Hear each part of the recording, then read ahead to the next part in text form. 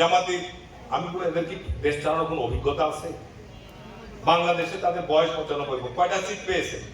বিএনপির সাথে জোট করার কারণে 10-15টা সিট পেয়েছে, বিএনপির বিরুদ্ধে যাওয়ার কারণে 3টা সিটে নেমে গেছে।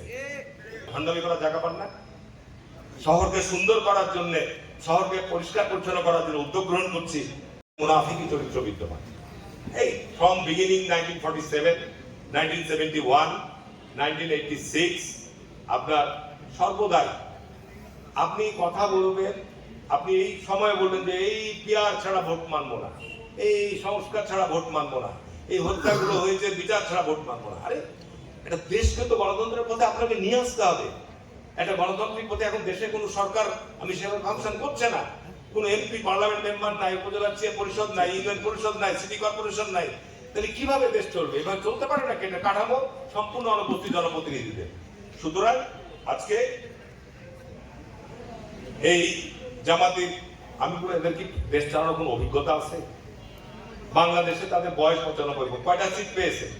বিএনপির সাথে জোট করার কারণে 10-15টা সিট পেয়েছে, বিএনপির বিরুদ্ধে যাওয়ার কারণে 3টা সিটে নেমে গেছে।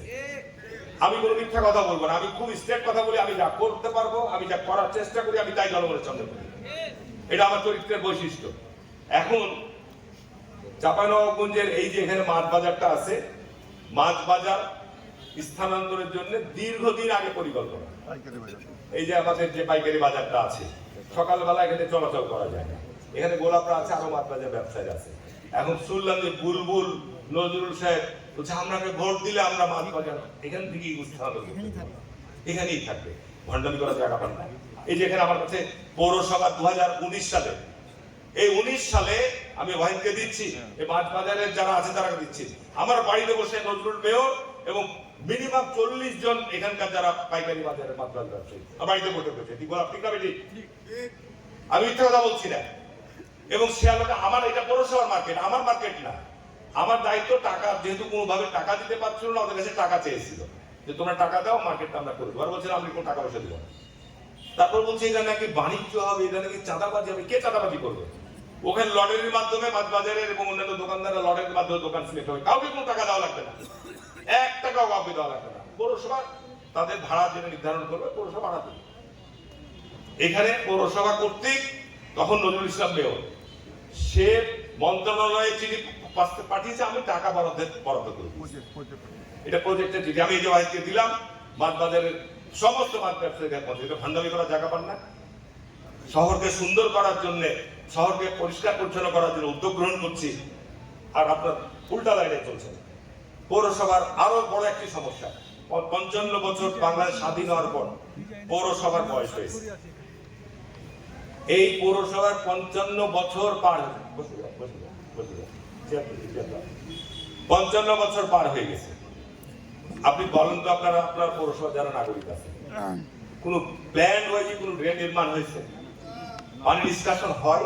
একটা পৌরসভা হাঁটলে এমন কোন জায়গা আজকে, কালকে এই যে আমি জিয়ানগরে গেলাম, আমাদের বস্তিতে গেলাম, ওরা একটাই দাবি যে আমাদের পানিতে সব ডুবে যায়। সেদিন ভূতপুকুরে ওরা দেখা করতে এসেছে, ওদের ওখানে আলিনগরে মিটিং করলাম, পানিতে ডুবে যায়। তো পানির আউটলেট তো আমাকে ঠিক করতে হবে, পানির নিষ্কাশনের জায়গা আগে ঠিক করতে হবে। তো পানির জায়গা আমার ঠিক নেই, আমি গ্রামে ভোগা দেয়া 300 মিটার 200 মিটার 500 মিটার ড্রেন করলাম, পানিটা বাড়াবে কোন দিক দিয়ে তার জায়গাটা। ইনশাল্লাহ পৌরসভায় ড্রেনেজ ব্যবস্থা ইমপ্রুভমেন্ট করার জন্য আমাদের এখন রাবার ড্যাম নির্মিত হয়েছে। পৌরসভার কোনো বর্জ্য নদীতে নামবে না, পৌরসভার কোনো এই খাল নালার পানি নদীতে নামবে না। তখন ওখানে আমি ওয়াটার ট্রিটমেন্ট প্ল্যান্ট করছি, পৌরসভার জন্য করছি, ইউনিয়নের জন্য করছি। তাহলে সেই পানি আমি খাবো, সেখানে তো আমি প্রস্রাব পায়খানার পানি ওখানে নামতে দেওয়া যাবে না। ঠিক না বেটি বলছি বলে? সেটার জন্য ইতিমধ্যে একটা প্রজেক্ট তৈরি করা হয়েছে।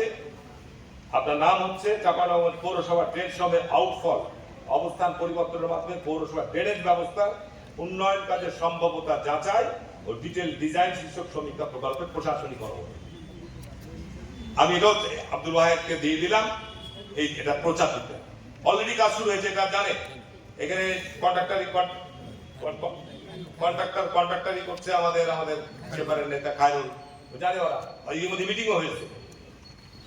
চাঁপাইনবাবগঞ্জের আধুনিক ড্রেনেজ ব্যবস্থায় ইনশাআল্লাহ আমরা উন্নয়ন করবো আগামী 2 বছর আপনাদের সময়। পানি উন্নয়ন বোর্ড থেকে ইতিমধ্যে আমাদের নবাব খাল নামে ঠিক প্রকল্প আমরা টেকনিক থেকে অনুমোদন করিয়েছি, পরিকল্পনা করে টেন্ডারও করিয়ে দিয়েছি। এখানে আকবর ভাই আছে, আকবর ভাই মিলের পিছন দিক দিয়ে যেটা মাহাডাঙ্গা বিলে পানি চলে যায়, দেখবেন মাহাডাঙ্গা সাগর ওখানে জমি সব ডুবে আছে বছরের পর বছর থেকে। আমি ওখানে যাই আর খালি চিন্তা করি যে কি এটা সমাধান। সেখান থেকে খাল খনন করে আপনার মাহাডাঙ্গা বিল সংস্কার করে এই